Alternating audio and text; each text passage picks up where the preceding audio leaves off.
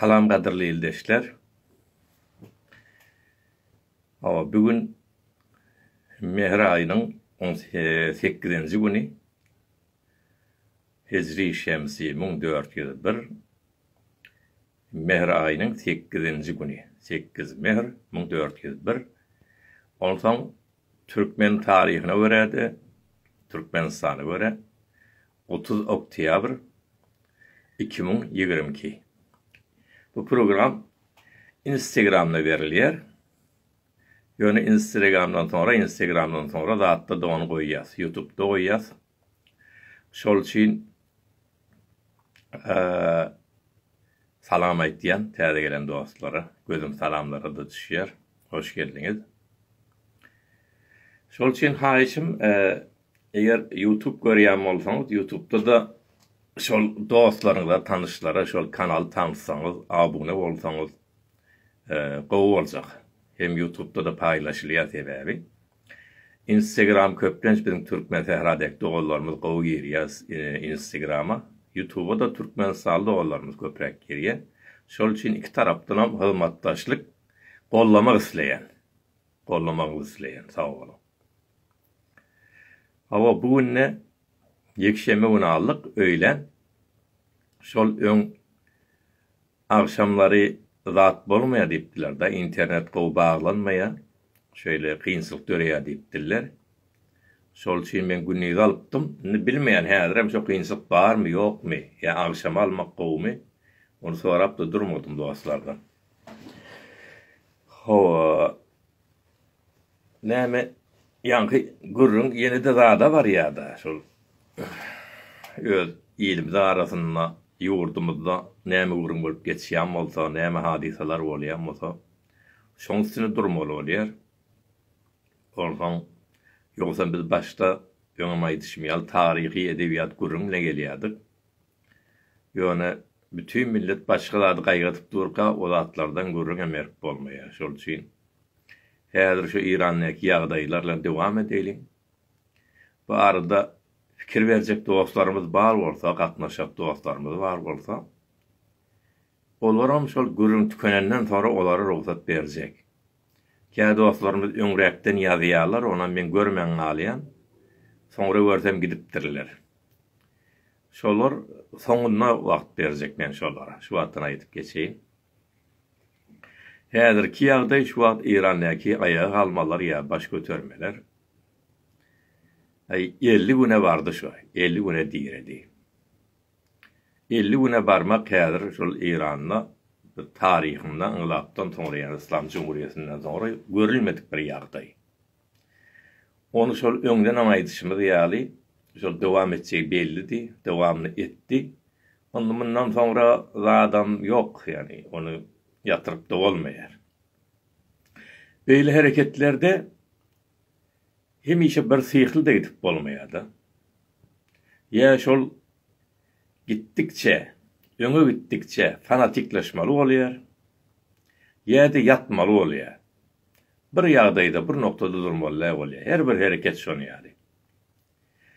Şol üçin täzeki gelen noktamyzda görýäris, edil düýünüň özünde de şol İran ýanky sypah güýçleriň başyndaky şol köçe çykmalar, hiyabana çykmalar diýip elan etdi.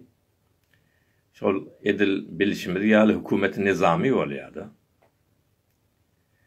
O tarapdan şol bir özü bir nokta, dönüm noktası şol.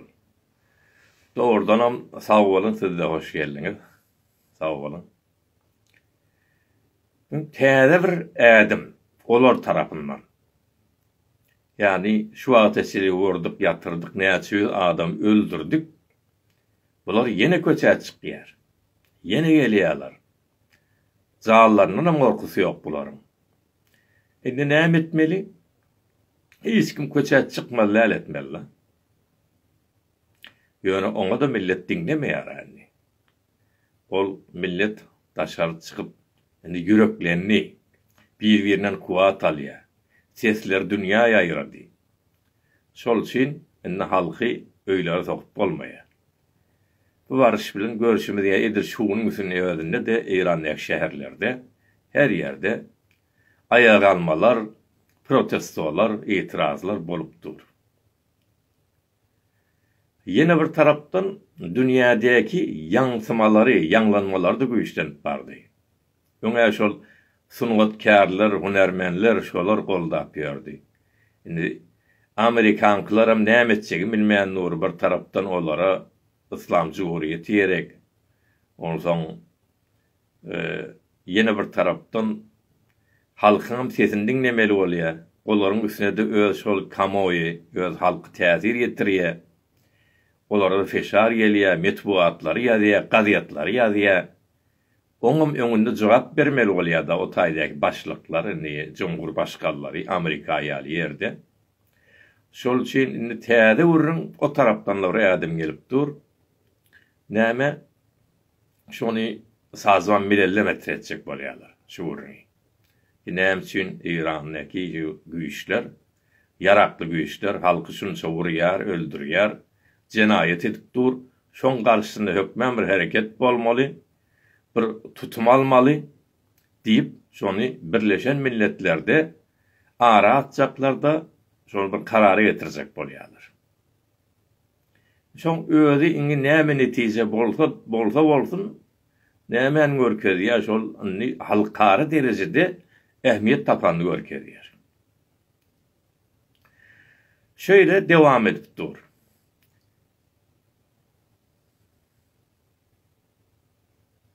Şol soralar Magtym Guly barada sorapdyr, onu soňra ýazan onu soňra. Bu görüňler ýadyr. Şu görüňler soňuna getireýin, bir gyzga jaýdyp geçeýin. Hem Magtym Guly ayal padşah geljekdir diýip ýazýar-da, diýipdir diýýärler diýip ýazýar. Magtym Guly pakyra her zatda ýüklenýär-da, aýdypdyr diýipdir. Magtym Guly näme hem bir zat görüp ýatan oga ýatan ýerinden. Yok onu aldat, yok. Şimdi geçeýlik soňra bolsun. Häzir bir mugaddeme ýaly giriş ýaly başladyk. Indi şol ýaly yani näçe gün öňem şol Sakıl şäherine şol Mehsa Emini birinci öldürülen gyýylyň şäherine ul üýşmelen boldy. 100 000den ulrak şoň 40-njy gün içi. 40-njy gün içi şonda da köp ýollar bagladylar, jatdeler bagladylar, adamlar şo ýere gitmesin diýip. Ýöne ýene de millet piýada gitti şoňa, ýetişdi. Şoň 40-nda ýangadandan şu diktatorlara garşy protesto, tezahürat et başladylar.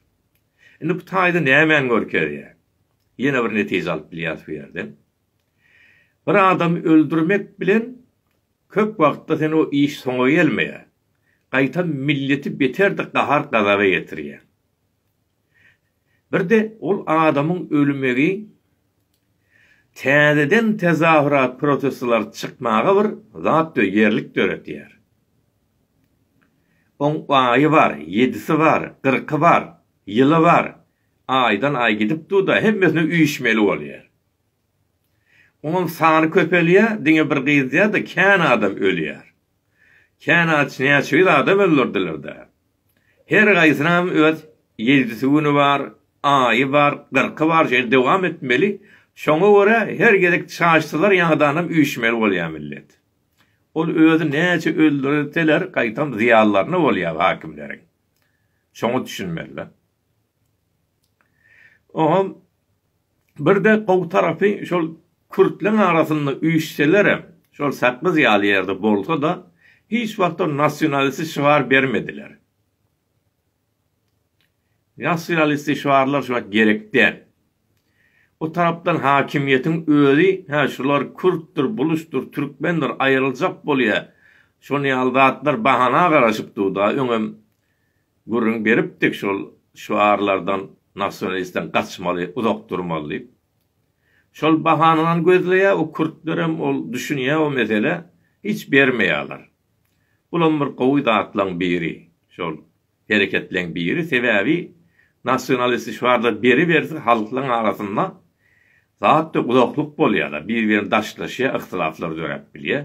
Bir de olaň ýaşaýan ýerine Kürtler ýaşaýan Türkler de bar. Ol bir-biriyle uruşup işi katı bir derek tarafa çekecek. Şu barış bolup barışı şu an gowy.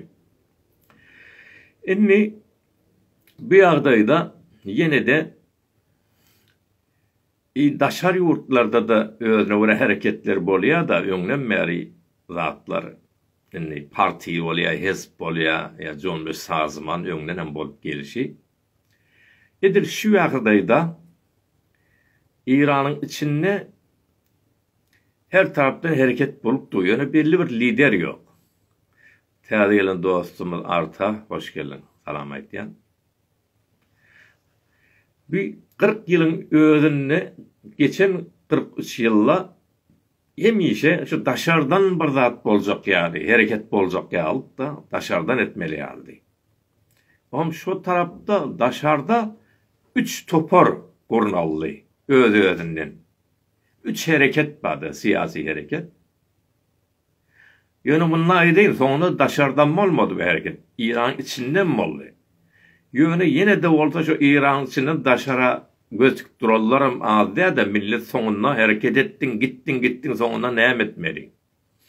Ama bir jerýan şonu rahat etmeli, hedayet etmeli bolýar da, ýöne düşmeli bolýar. Ya öýdler getirmeli bolýar. Şu wagt İran'da 3 saat bar şu wagt. 3 kolly ýetek bolsa köp ýöne möhümrägi şu 3 täne. Birilere bilýäňiz ol Şahın ogly, öňkü Şahın ogly Reza Pehlevi bar. Birem öze halk müzahatleri, sazman müzahidin, halk tipi olar öňden bäri savaşyp gelýärler. Türkmen açan ayagalar tip soraýardy. Durodatlarda geler. Geçen bernamalarda da koyanlar. Men bular bir ýatdaş etdi goýarym soralarny. Ýöne siz de ýadyma düşürüň soňra. Üçüncü bir güýç bar. Olum Şurayı Guzar diye, şol kadim şeriat medari vardı ağın, şon oğlu şon başlıklı edip otur. Onun özüne göre zatlar var, siyasatı var. Indi şunun her gaýsyna bir göz görjek bolsak, möhümräkler şular diýilýärni, setler çykyp duran. Bu mujahidin halga näme biraz millet şu wagt biraz şol dini zatdan gorkudylar hökümetten. Beterde biz sunnylar şol bir dini mezhebi hükümet başına gelenne olar näme mezhebi bolýarda sunnilara ya başga mezhep başga dinlere katı üstlere basış etýärler. Katı zulm etýärler. Hemme zady öz mezheplerini kaljak bolýarlar. Biziň de gözümüz 40 ýylla gorkulu bolandan inni şol bize şol kän mezhep bilen dinle garşy dälbir. Ýöne şol hükümet başına gelmese o da siyasat din başka mesele olmalı. Din siyasattan ayrı olmalı. Sebebi siyasat kirlese dinle kirlenýär. Siyasat batağı yerse batkağı yerse dinle yerýär. O dine hizmet etmeýär da dinin özüni aýtan batyrýar. Görüşümüz ýaly 43 ýylda. Ondan hawa doğrudur. Türkmen mübarez tualeme. Edilmeň aýtjak sözüme aýdyp berdim köp sag bol. Ýa-ni dostumyň jogabynda. En gowy zaman, en munasip zaman diýdik o. Ýöne ol ayağa kalma diýany häzirem kalyp dur türkmenlerimiz. Hükümetde kalyp durlar. Häzir ýanky wurun dowam edelim. Men arasynda şeýle soralar ýazylýar da, bular YouTube'da çykmaýar, oňa da jogap bermek yerli bolýar. Jogap bermäň geçerim gelmeýär, gysgaça. Bu zat bolanlar şonu ýalrap bolýar. Olar şu wagt edil şu wagtyň özünde biz ýok, dini mezhebi zat kurjak dälýärler da. Bize hijab taşortdy möhüm diýerler. Ýöne de göz teredip dursaň bizini demokratik zat kurjak diýerler. Ýene göz dursaň aý şo hem tarapyndan şol mezhebi zat ýagyp otýarlar. Gurunlaryndan hem geyinişlerinden hem. İkinci bir tarafam şol Reza Şah'ın oğluna öňe çekjek bolýarlar. Olar çekjek bolýarlar köplen zatlar. Şowunizm Fars. Täzeden şol nasyonal Farsyny ýaýratjak bolýarlar. İslam Cumhuriyetinde da edilýärdir biz nasyonal Farsyň zulma altynda aslında ýaşap ýördi. Häzirem bar. Ýöne olar gelse şol aýraty inem ýaňadan kuraş diýjek Fars diyecek, Arya diyecek, şonu gidecekler de. Şimdi Rıza Şah'ın özü, Rıza Şah diyen başlar. Rıza Pehlevi'nin özü. Onun atasının adı Rıza Şah. Rıza Şah öldü gitti, sonra oğlu Muhammed Rıza Pehlevi geldi yerine. Olam vefat ettiğinde oğlu Rıza Pehlevi de. Köplen şonu gollayanlara seyretmeliler. Bizim bir atalar sözümüz vardır. Her yerde de geçerli, her yerde de ayrılayan söz aslında her millette de. Bir adam tanacak bulan doğusunu seyret diyorlar. Doğusun aynasıdır. Şon teoretik adamlara özü qowurun veriyer. Demokrasi zat diyor. Yani teoretik adamlar görünmedi. Çünkü Farsça onun ismi. Edil yanıda şol kuraş kunna üyüşmel diyişine görünne milleti zada çağırtta. Kuraşın gününü kutlap yanıdan şu pasargatda üyüşmelliydi. Şolan belletti yani şol teyfler gelse dine şol Kuraş Arya'yı parti duracak. Näme İran tarihinde Kuraş'tan başka ulu yok mu? Ol Arya'yı meter Türkler hükümet etti. Hizmet ettiler. Selçukludur, Gaznevi'dir. Kän yani rahatlar geldi. Avşar, nadir avşardır. Bunun hiçbirine söz etmeliler. Tarihte gidip bir parti taparlar, şoňul olacak bolarlar. Ol Kuraş diýilýän özi yalan üstüne yalan koyulan zat, onu yalvar şahsiyet değil. Şol hatta bir Kazakistan'da bir film de becerdiler. Tom Rus ana. Şol Kuraş hemişe şol cinayet edip başka yurtlar almağın izinna olupdur, köp adam öldürüyor. Şol Tom Rus bizim şol Türklerin radi. Anarsı da yeniyeti diyelim. Olar iskitler de vurunlar. Türklerin önkü radi, şu kadim atavaları. Şonda da şon eğerine öldürüyor, oğluna öldürüyor, bir dudak kurup. Onu yurda alacak bolya, ondan bu ayal gayrata gelip şol Kuraş'tan ağrım aların yer ve savaşa giriyor ve Kuraş'ın kellerini kesip inni diye şol bir legenin içine koyuyor, şol kanallı legen. Şol inni diye näçe kan çetin gelse içiver şondan diye. Şeydi biyeňýärden şu Kuraşy Farslar şeýle ulalacak bolýarda. Onda biz de o tomruýusy ulaldaýlymy. Onu Allah bolmada ya. Tarih bile gidecek boldak, her kim öz nejadyn olacak bolda. Bizim tomruýy sejekemiz. Tomrus enemiz hem on kellesini kesip berdi, kan içiverdi. Indi diňe bir olan der, şo ýerde diňe Farsça ähmiýet bermeli bolýar. Yine de başka halkı ezmeli bolýar, ezip geçmeli, batış etmeli. Ol Farslan işine yarar, yani Türkiýe gowmiýetlaryň işine ola yaramayar. Odan gürleseler de bolmaýar, täri teorenekler şomunista. Şol için bu arada eger bir zat boljak bolsa, açılış boljak bolsa, biz gelecekte bize de bir hak berilecek bolsa, uruşmany, özler düşünüp, demokratik bir ýagdaýda bizim hakkımızı berip bilýän bolsa bize şo gerek. Hökmen uruşup almaly. Biz sizi goldajak, ýöne siz insan ýaly öz wezipeňizi bilmeli, bizim hakkımızı vermeli. Bermeseňiz onda biz de uruşmaly bolarys. Ýöne häzir şo däl, häzir şonu akıllı ýol, mantykly ýoldan çözmeli. Ve şonu bize haýysy ýakyrrak bolsa, şonu gollamaly. Edil şu wagtyň özünde şu şuraý gozar diýe, demokratik şuraý gozar, şonda da gowmiýetlerden de goşulýar, her ýyl tapawutdyrak partiýlardan, hezplerden goşulýarlar. Üçüncü ýollar şol.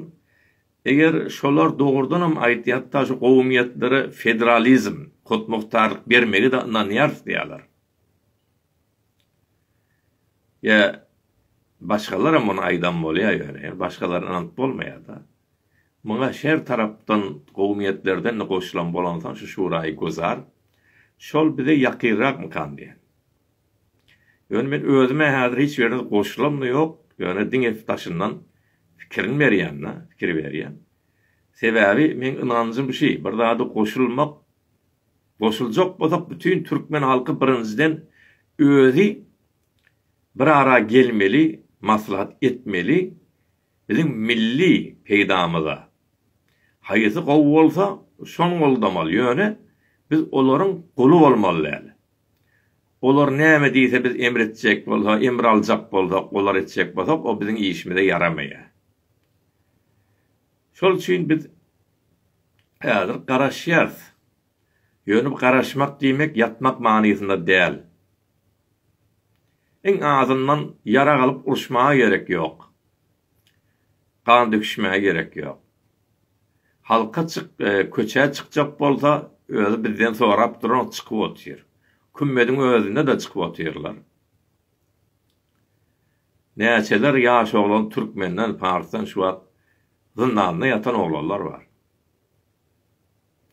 Şuarlar ýazylyp otyr. Ogun nazadyň ýanky näme dol Kasım Süleýmanyň näşe zadyň çekip ýor müjessemesini, heykelini oda beripdiler kümmet. Her halk töz hereketini edip otyr. Bu aýtýanlamy ýöne şu wagtyň özünde de her kim başarsa öz adyny çekjek-de. Mujahidi özüne, şanklar özüne, o ýeri özüne. Biz hawa geçmişde gowy bolupdyr şan döwründe diýip olara ýykylsak, ýene de biziň kän zatlary ellenmerýärse, ol ferengi taýdan, dil taýdan, ýene de şol bir farsy oýnasyň zadyň duzagyna düşýär. Öyle korkularymyz var. Ya başgalar şol üçin häzir olara aldanmaly. Şu ortadan seyredip durmak gowum kamlayan, ýöne özümiz agzybir bolmaly. Medeni hereket etjek we edebermeli. Ýöne nasionalist şuarlar bolmalylar.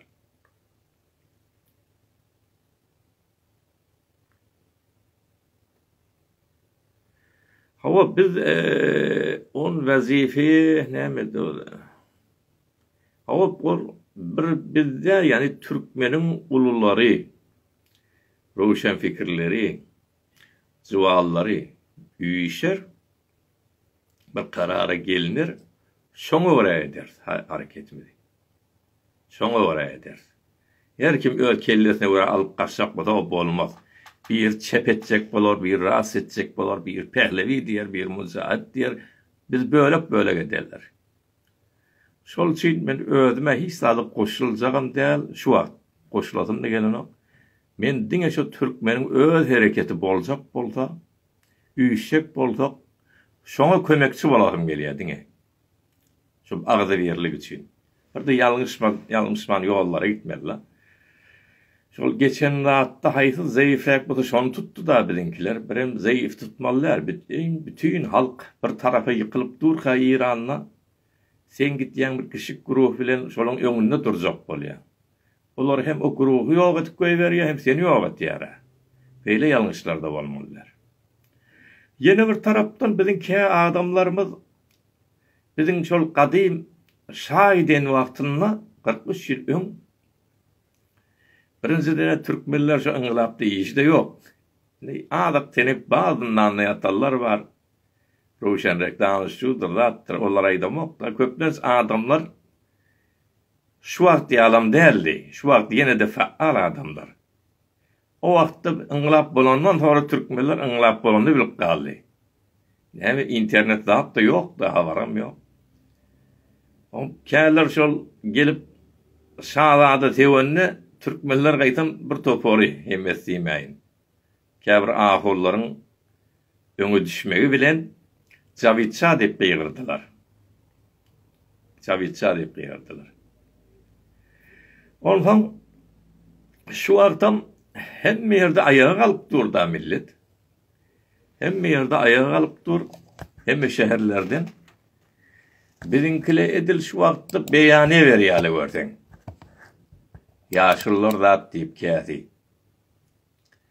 Ondan şol meselen türkmenler fişvesvetanı ferhengi o içtimai deyip de yazıptılar zanlı o nirengiz fişvesvet mena bilmedim. Tezarü ve pederanı kod kuş ferahedend deyipdiler. Ben onlara düşünüyen hava haykırmalı. Milletimiz gözü korkulu. Bir gedek tayak iyiydi. 43 yıl iyide kaldık. O doğru. Şol için halka gidin, dökülüşün, kan döküşün diýmäge şu takımız yok. Halk öz bilenini eder. Yönü bunu da bilmeliler. Şular doğrudan gaýgydyp şurada da inanıp etmeýärler. Käler baş ettilatla hemkari etdiýärler da içlerini. Oğum olara yokardan aýdylýar Türkmenlerden imzaýygyny zat diýip. On käleri doğrudan gözleri korkuyu, daatgahi olupdurlar, oğlanların daatgahi etipdirler. Olar bir hil korkuyalar. Käler ruh dervasiye galyalar. Käler yok dip bilen ok. Atılya da yoksa ben bilýän şu adamdan öz yüreginde zatında da hemmeti zulüm gören, zany yanan şu bir hareket bolup demokratik bir ýagdaý bolsa bizden hem öňşolaryň begenjegini hem bilýän. Şol için beýany beripdirler. Sen ýöne birinciden beýany näme gerek şu wagt. Sen eger milleti köçä çykma diýen bolsaň, edil şu wagt İrany hem alyp galypdyka, aýa gal diýmeýän bolsaň, ağzından tersini aýtma da sesin çykarman oturuver öýüňde. Näme özüň süýjek bolýan? Bu süýjitme wagty diýerler bu. Korkýarmy? Ýa-da beter ýüregiňe aýýam halkyňa. Onda aýda ýaşlar habardar bolan, öňem 43 ýylyň şeýle bolanlar. Ýene şonu ýal bolaýmasyn diýen. O beýip de sawulmaýa, görüň. Anasır fırsat talebi nüfuziye mehafili Amerikayı o Sihyonisti koddari şevet diye. Heyecan yaşalan. İntizaran as muteaqibi eksul emel insani reis cumhur ki ala ragmi bir servordan der sefer bir Özbekistan ضمن اظهار تسلیت و همدردی به خانواده مرحومه فوق yani mehsadada ihtiyacı. Mehsan inatasının özel kabul eden aksız neymedik hemderdiye xanivade reis cumhur deyip doğuz.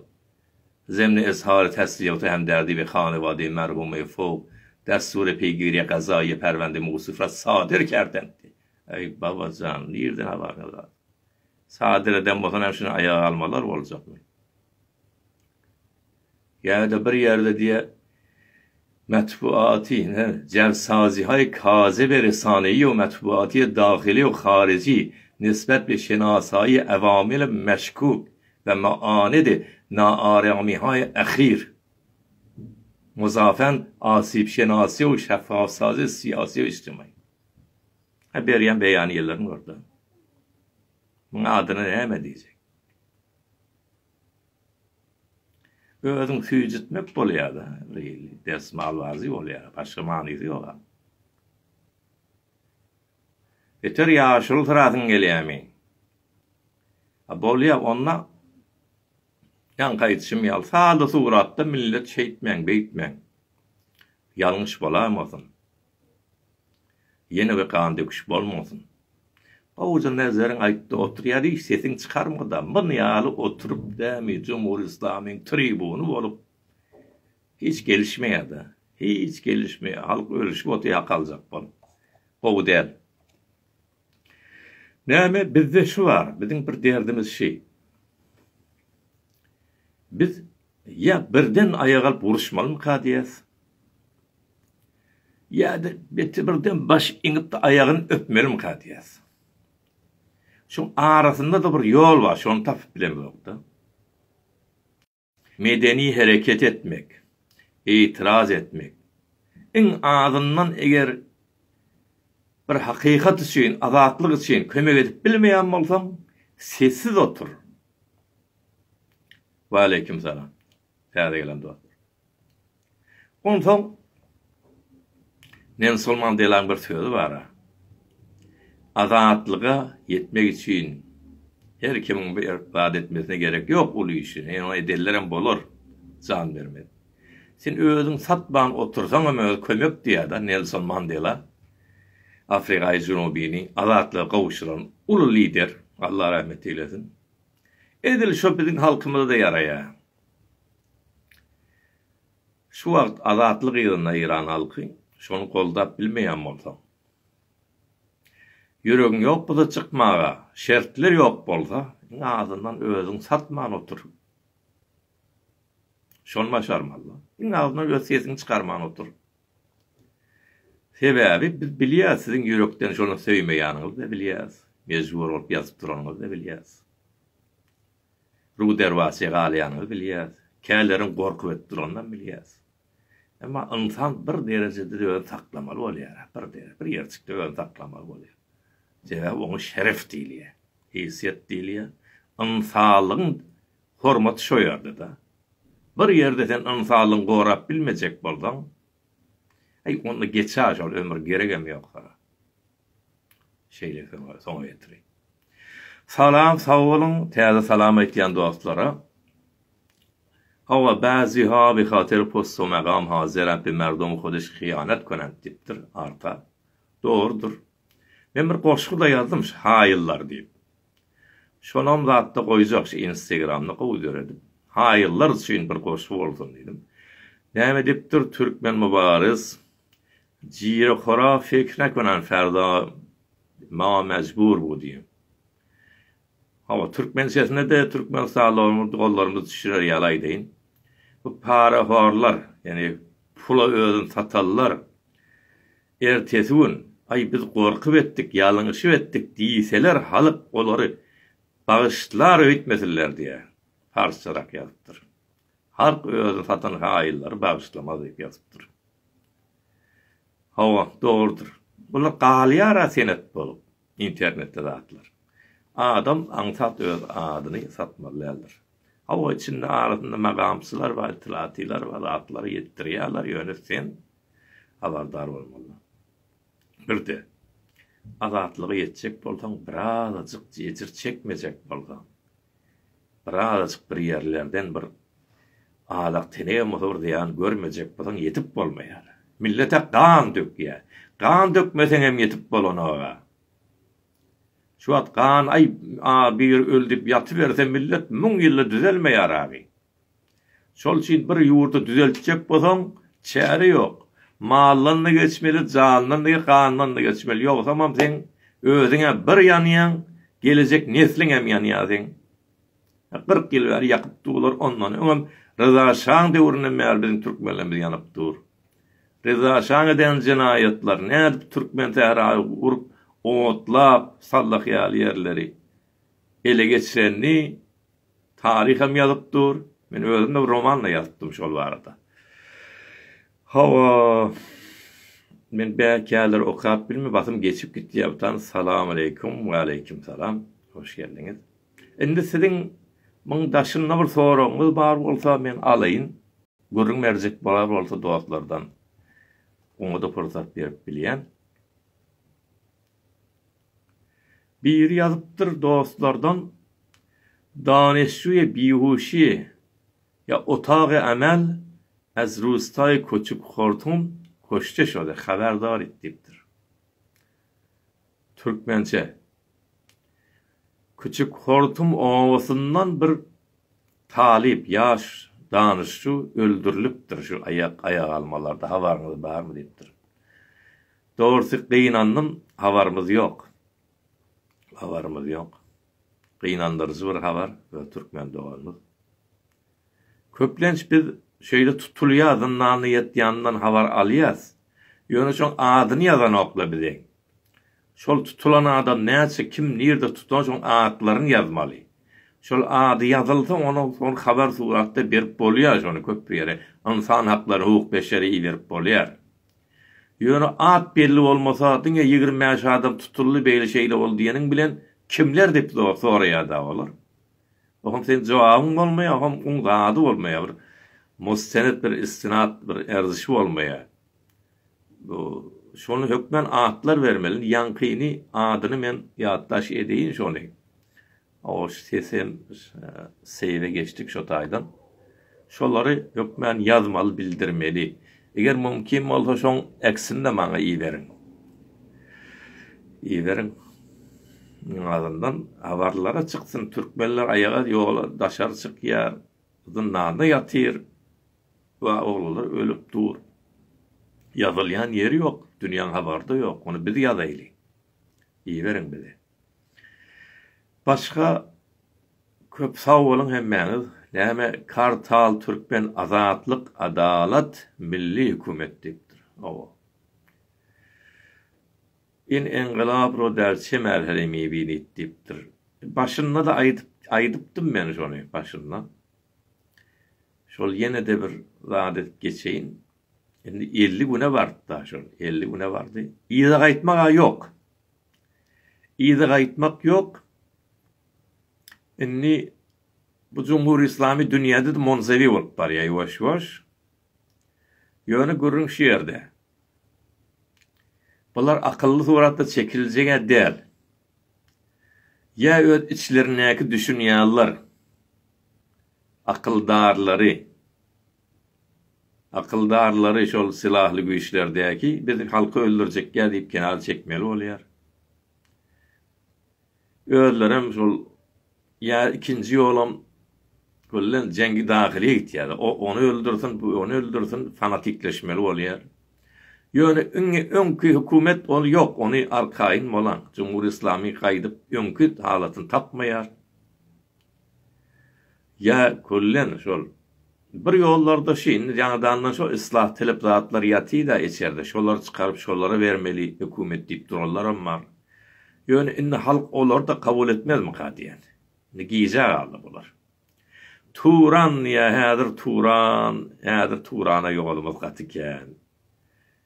Turana ýolumyzken ýöne inşallah gelecekde o zatlaram bolar.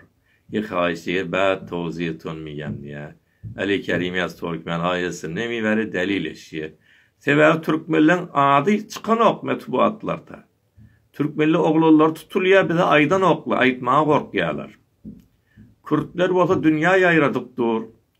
Türkmenler bir ýeri ölse aý tutma, kyrky tutman oturýar. Olar kyrka tutýar. Bütün dünýäne müýşürýär. Metbuaty ýaýrat. Ýa-ni oturan ýeriňne sesin çykmasa kim biljek seni? Kim tanıtjak? Ağlamadık oğlana emme yok diye. Bizimkiler ağlanok sebäbi şol olarda taksir yok. Olara görkezmeli, videoyu verip görkezmeli, eksi verip görkezmeli, inandırmalı olar da gelýär. Bir elit kerimi däl. Atıl risanalarda ýeri yok Türkmenlerin. Risale yok ýöne biziň adyndan şol hukuk beşeriň saýtlary var, şollara ýazyp bilýär. Mentegede bir zatlar bolsa biz size televizyona da çıkarız. Yön çıkmak için bir X film zat yok da hani kork iyi veren oklar mı? Bu at korkya da dip olmaya sebäbi oğullar çıkıwoti. Kan berýär. Yön şolun arasynda häzir bir zat bolmanlar, bir adat ýöň bolmanlar alıp iyi vermeli şol başga ýere. Ol ýaşlar çyksa da enatalar hey goý ulan ýatyrýarlar da. Ýok, türklerden hasap bolmasy o dogry ýani o ýalydyr o türkmeniň ses çykmagandyr. Ýeri gelse türkmeniň ady çyksa aýdylýar türkmen. Ýene biri ýene de türkmen mübariz adyňla ýaman deň mübarizi. Näme ýazyberin indi ben kan videomda kan uzağa gitmesin, agar bolmasyn. Şol netije gelsek häzir şu nasionalist silatlar gerek däl. Häzir urşam gerek däl. İtiraz etmek, protesto etmek, jahatda çykmak, köçe çykmak ol her bir halkyň haqqy. Onu bir zat diýip biljek däl.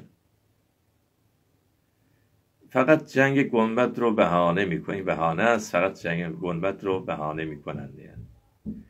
Ne ol mesele de girecek bolsak ol bir jenge gümmet bir bahana aslında. Bahana. Indi şu wagt biz gümmetde bir ayağa aldı halk diýeli. Mesela bulutçular ayağa almayan halk da var da. Başkalar ama şu ayağa almayıptır, savaş da etmektirler. Şolar da zulmet diyorlar. Näme bir rejim eger diňe bir mezhebi tarapdan gelse, hem bir muhalifleri öldürse, mujahidini öldürüp fedayin koymasa, tuğdasını koymasa, o näme Türkmeni de koymaya, Kurdu da koymaya, Bahayini de koymaya, her gaýsyna bir bahana gerek da. Türkmene bahana şol kümmet, şol. Sen kümmette jeňe girmän bolsaň, hakyňa alyp bilerdiňmi diýip soralsa, şu Cumhuristler yok alıp bilmezdin, yine de alıp bilmezdin. Sebebi bu kanun esasisinde yazıyor. Ehl-i sünnet kandit bolup bilmeye yazıyor. Bunlar dine bir mezhebin yılında, Şiiciliğin yılında, Şiiciliğin yılında dünyada. Bunlar dil kuvvetleri erzişleri yok etmeli. Bir de kümmede çıkıptır, savaş boluptur diyeli, doğru ya yanlış. Etmediklerin bizim gülleri kovu der. Ol da var ya, şol hükümetin siyasetine var ya. Şol siyaset doğru kurulması için zahmet çekmeli. Doğru siyaset başında gelmese, sen önünde dursanam durmasanam şol bütün halka bir siyasette, bir yurtta, senin şol tayağını iymeli. Ya kavusa kavulun görmeli. Şol için kavu siyaset, kavu hükümetin gelmek için talaş etmeli, gayret etmeli. Hemmesi şol. Yani yatan yerinden hem onu yetip bolmaya, ertetun hiç saat etmeseniz hem olaram siz näme etdiňiz diýip olam bir bahana bolup bilýär. Näme etdiňizi de getirmeliler da. Hop, onda näme? Bizim Türkmen mübarizimiz iň soňky hoşdar diýipdir olara. Özüň satan haýyllara onamay diýili, ýazypdyr şu ýerde. Doğrudur. Haýyllar indi özlerine gelmeli. Indi gelmeli. O hükümet bir demokratik bolsun. Bir de halklara, Türkmeniýan halklara hot muhtarlyk, otonom hükümet. Yani federalizm. Şoňa inanýan bolsa biz için gowy. Federalizm hükümet bolmaly. Federal bolanlar şu Türkmeniň özde şu taýyny dolandyryp bilýär, dilini okudyp bilýär. Yani bir İran'ın içinde her kim şu federali öz mentegasını öz idare et diye yani İran'la bölünmeye, İran'ın öz içinde koy. Hem İran duruyor hem de içinde kendi eyaleti ba dünyada kana. Şu an Rusya'nın özünde de değil, Hot Muhtar, otonom adatlar var, Çuvaşistan, Yakutistan, Tataristan'ın özü var o tayda. Ba Rusya'nın içinde gezip görür. Öz mentegasını aylap. Şonu ýaly bolsa bize gowy, şonu ýaly bol. Ýok, ay demokrasiyasy da berer istifadet geçseler onda o kendinden bolýan nädir? Oňam gurruny soňra edersädir, ýerek boladym. Etmamy hüccet konipdir, janip taryna konipdir. Rokeseri. Serih birdat ýa men açykladym ha. Gowy düşünmedim. Näme etmamy hüccet edelim?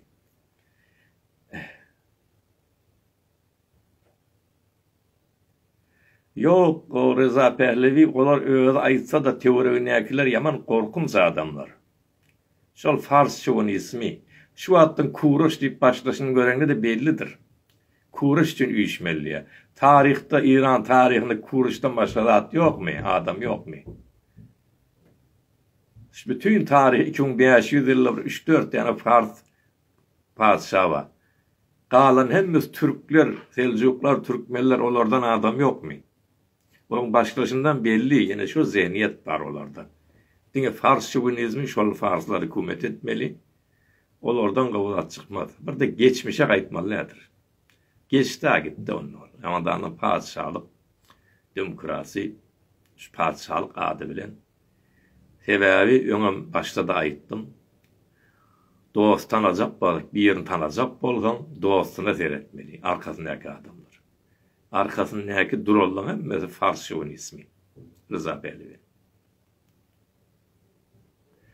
Pederan ve maderan mammi tersendiptir. Khameneýi daran hoduşun nişun miden bayat muntazir bişin Fars'a zabuli Türkaşyan bolan şendiptir. ilk nefer bir hodeşo ve giro ve keşif bağla do nefer mi yaz. Hava Türkmenlerin onu yalı görünkendir. Bir yer burada etçek bula ödler asılıp ödleri yoğat göverýändir.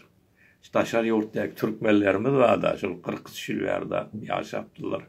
Menden soraýarlar taşar yurtda o näme etýärler. Valla men görüşmeye kat taşar yurtda 40 şilwerde bir gurup gezipdir Türkmenlerimiz. Başka eden işlerim yok. Yani küçük adam diýamasaň da aýmesine bir hormatlyk bolmasyn. Arasynda bar ýöne yüzlerce adam bar bolsa bir hezp yok, bolsa da ady bar, hareket yok. Makala yazmak yok, Türkmen tanıtmak yok. Bir ýerine urmaly bolsa ýöne tuvaleme düşmana gerek yok da. Şon ýaly. Ferhenk ösmeli. Düşünce ösmeli. Men köpden şu İran içindeki adamlaryň siyasi olulan düşüncesi ýokarrak kanýan dogrusu. Taşardakiler var. Şurayı gozarı görmeli bolýas, gozine behteri häst diye. Şurayı gozar men başta da görün beripdim. Şu şurayı gozarda hemme kowmiýetlerden bar, hemme ceplerden ağzından şolar bizi yakyrak kanýan. Yani olaram yakynly barakan biz olan hawa sen hyzmatyňda diýmek zat görün ýok. Özüň bagdy aýalyp bolmaly, soňra şol ýagdaýa görärek şertlerini görüp haýysy bize yakyn bolsa şonuna karar bermeli. Şu wagt şort kesmäge gerek ýok. Häzir öňde näme boljak, kimiň eline düşecek, kim etjek, o zatdan biziň habarymyz ýok. Siyasat iň dogry zamanyna iň dogry karar bermekdir. Şu wagtdan oturup bir ýyl soňra kararyny berip bilmeýäs biz. Şol üçin etmamy hüccet şu wagt gerek däl. Ay bu ya. On geyine geçer keze diýipdir da dogry aýtdy. Öten akşamda çağamyzyny basyp diýdi şuny. Ýa-da ýabyşdyrmaly boldy. Gözüme de belli ýa-da sag bol dogry görüpdirdiň. Men eýnegime aýdypdyr da näme üçin gyýşyk diýip. Ay bolýar, gurrun eýnege ýetdi, başgalarga ýetmäkenni boldy daýlyň. Şol başlyk bir nefer boljak bolsa, Türkmenler ýene üýüşmeli, höwürler zat etmeli, saýlamaly. Bir neferem bolma şurada bolup bilýär. Türkmenler bu üýüşip bilmän ora. Üýüşmede bir ýere gelmese, bilelikde karar vermeliler ol. Bir adam çıkıp men başlyk diýip bilmedi. Eğer onun meş adamam şu başlyk diýip bilmedi. Bütün halk üýüşip bir şura döretmeli. Şurada başlykda şol sokangu ýaly bir zat boldy bolýar şol. Elan etdi ýa-da nezerini. Bilelikde karar berýän. Şonu ýaly bolup bilýär. Ýöne häzir ol wagt häzir biraz iýerek imkanýat Türkmenlerde. Häzir elimizden geljek iş etmeli. Sesimizi ýetirmeli her ýere. Köçete bolmaly, beter ýyzada galmalylar ýöne bir wagtda. Öň nirdeňiz ýydirmeliler de. Kan döktürmeliler. Bir ortalarda oynamalylar, ortalarda. Ýöne häk aýtşymýal, peýdan etmeýän bolsa bir ağzyndan haýlyk da etme. Sesini çykarmaýat. Yok, ma amadeyim ya. Ruşen Fikran Türkmençe desturi. Ruşen Fikran Türkmen ki bir televizyat koymadılar ki. Üç. Yöne bizim öz adımı amade bolsan dine medeni hareket şu wagt. Häzir ol başga fanatik hareketler gerekdi. Beluçistan'da bir millet tevavi bir belli dini liderleri var. Mevlevi Abdülhamid var. Ayağallar kan adamdı öldürdü. Hükümet yani olan beter ayağalmağa sebep olur. Biz häzir şonu kan adam öldürülesin islemeýäs. Türkmenler de o ýagdaýa gelse onu Türkmen taklap bolmaz. Ýöne häzir şonu islemeýäs. Türkmen ýaşa bolurlar awa. men bilýän. Hem işe de ıngılaby ýaşalylar. Ey bizim bu bernamamyz indi sığmaz. Bolýa. Gürrüňler indi başlap otyr. Ertetun mana işte yükleyecek bolsak Instagram'a almaz mı kadiyen? Yani köpel değil bolmasa heptede 2 güne değil mani. Heptede 2 güne değil. Katı sonra olurken bolýa. 2 güne değil inşallah köprek gürleşeylin.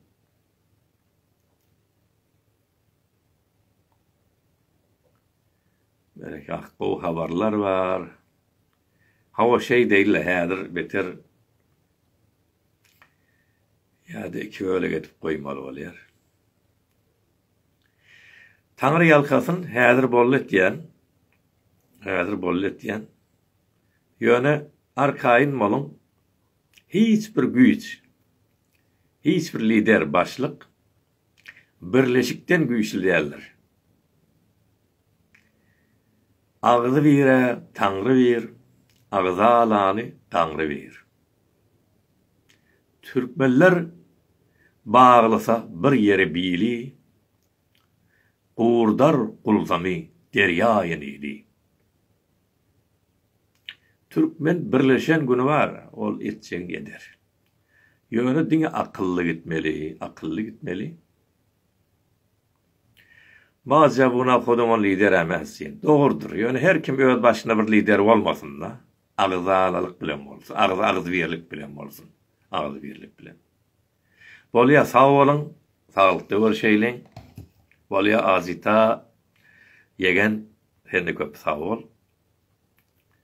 Saglyk görşeýliň men ýene de 2-3 günden bir zat goýjak bolan häzir bir agaraltmaýlyň bilýän aty soralarken Türkmenliňçine we görüňler duranam ýok da, onu düşünýänsizler de. İnşallah köpeler. Hemme zat bolar, hemme zat bolar. Bolýam, hemme zat öz wagtynda bolar ýöne. Howlukman. Oglan howlagar tut wagtynda bişer diýe. Ra tutlar bişsin inşallah hemme zat düzeler. Bolýa sag bolyň, taňry ýalkasyny häzir başlaşýar dostlar, sag bolun.